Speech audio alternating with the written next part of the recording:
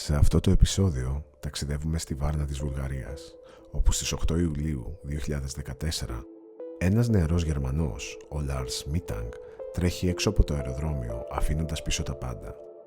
Δεν τον ξαναείδε κανείς. Τι τον έκανε να φύγει?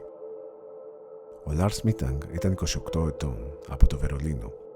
Αθλητικός, ψηλός, με χαμόγελο που κέρδιζε τους πάντες. Εργαζόταν σε ένα εργοστάσιο και λάτρευε τα ταξίδια. Η οικογένειά του, καθώς και οι φίλοι του, τον περιέγραφαν ως υπεύθυνο, συγκροτημένο και σοβαρό, χωρίς ιστορικό ψυχολογικών θεμάτων, περίεργης συμπεριφοράς ή επιρρέπειας σε επικίνδυνες ουσίες. Το καλοκαίρι του 2014 είχε κανονίσει να πάει διακοπές με 5 φίλους και στις 28 Ιουνίου έφτασαν στη Χρυσή Ακτή, κοντά στην πόλη Βάρνα της Βουλγαρίας. Ήταν η κλασική παρέα νεαρών. Ήλιος, θάλασσα και πάρτι. Οι διακοπές του Λάρς κυλούσαν ομαλά μέχρι το Σάββατο 5 Ιουλίου. Εκείνη τη μέρα, ο Λάρς και οι φίλοι του πήγαν σε ένα μπαρ για να διασκεδάσουν και ο Λάρς μπλέχτηκε σε καυγά με άλλους Γερμανούς για ποδοσφαιρικά θέματα. Φεύγοντας από το μπαρ, η παρέα συνέχισε πηγαίνοντας σε ένα εστιατόριο, αλλά ο Λάρς δεν έμεινε μαζί τους και, όπως λένε οι φίλοι του, εξαφανίστηκε για το υπόλοιπο της βραδιάς. Το επόμενο πρωί, ο Λάρς γύρισε στο ξενοδοχείο και ισχυρίστηκε ότι 4 άντρες του επιτέθηκαν, τραυματίζοντάς τον στο σαγόνι και το αυτί. Σύμφωνα με τον Λάρς, το περιστατικό είχε σχέση με την προηγούμενη μέρα και τον διαπληκτισμό του με τους Γερμανούς φιλάθλους στο μπαρ. Η ιστορία που περιέγραφε ο Λάρς ήταν ωστόσο τόσο αλόκοτη που κάποιοι από τους φίλους του αμφέβαλαν για το αν ήταν αλήθεια όλα αυτά, όπως θα δήλωναν αργότερα στους αστυνομικούς.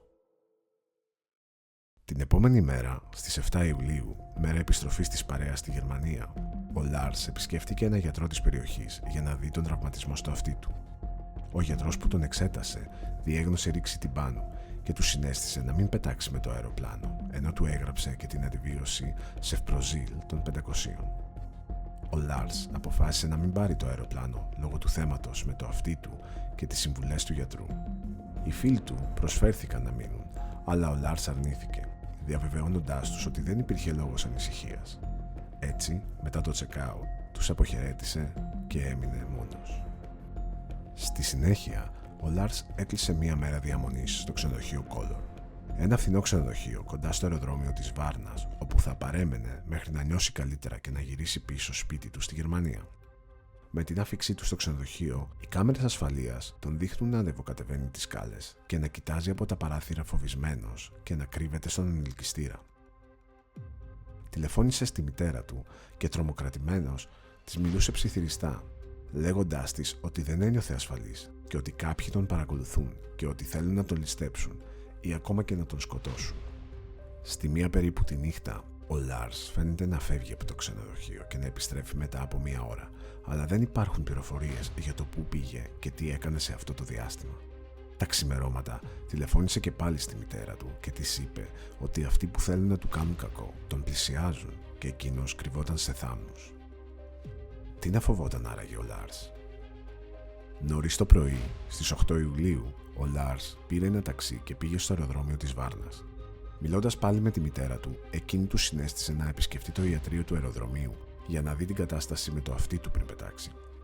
Κάμερες ασφαλείας του αεροδρομίου καταγράφουν καρέ-καρέ τα επόμενα βήματα του Λάρς μέχρι την εξαφάνισή του.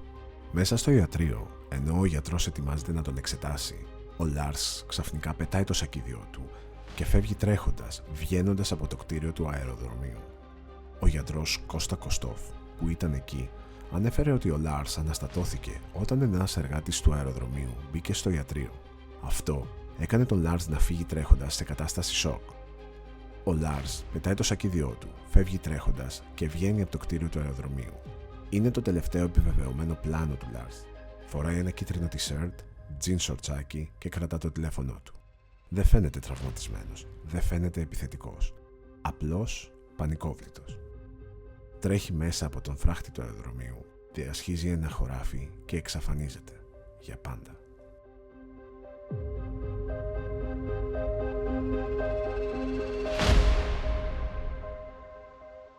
Παρά τις έρευνες της αστυνομίας και την εμπλοκή ιδιωτικών detective, ο Λάρς δεν εντοπίζεται ποτέ ξανά. Το τηλέφωνο του δεν χρησιμοποιήθηκε. Το διαβατήριό του έμεινε μαζί με τα υπόλοιπα προσωπικά του αντικείμενα στις αποσκευές που άφησε πίσω στο αεροδρόμιο τρέχοντας.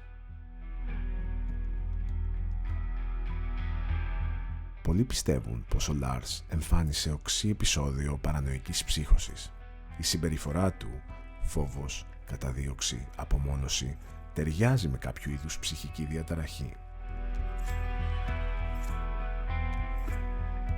Μία ακόμα πιο σκοτεινή θεωρία λέει πως ο Λάρς μπλέχτηκε με εγκληματικά στοιχεία. Ίσως λόγω καυγά, ίσως και κατά λάθος. Το φθηνό ξενοδοχείο όπου έμεινε είναι γνωστό για παρανομίες. Μήπως όντως κάποιος τον κυνηγούσε?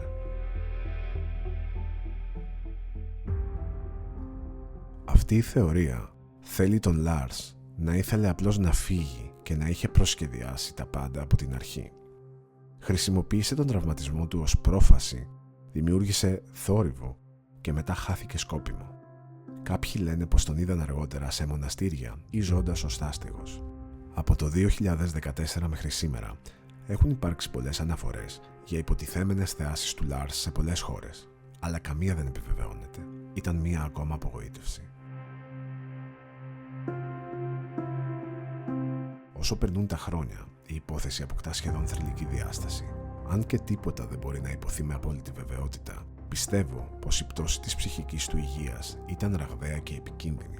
Ίσως υπέφερε από οξία ψύχωση, παρανοϊκή διαταραχή ή ακόμα και παρενέργειες φαρμάκων που επηρέαζαν την αντίληψή του. Η βίαιη φυγή του δεν δείχνει κάποιον που απλώς ήθελε να εξαφανιστεί. Έμοιαζε να προσπαθεί να σωθεί από κάτι που πίστευε πραγματικό. Η συμπεριφορά του στο αεροδρόμιο δεν είναι απλά περίεργη. Είναι μια κραυγή για βοήθεια.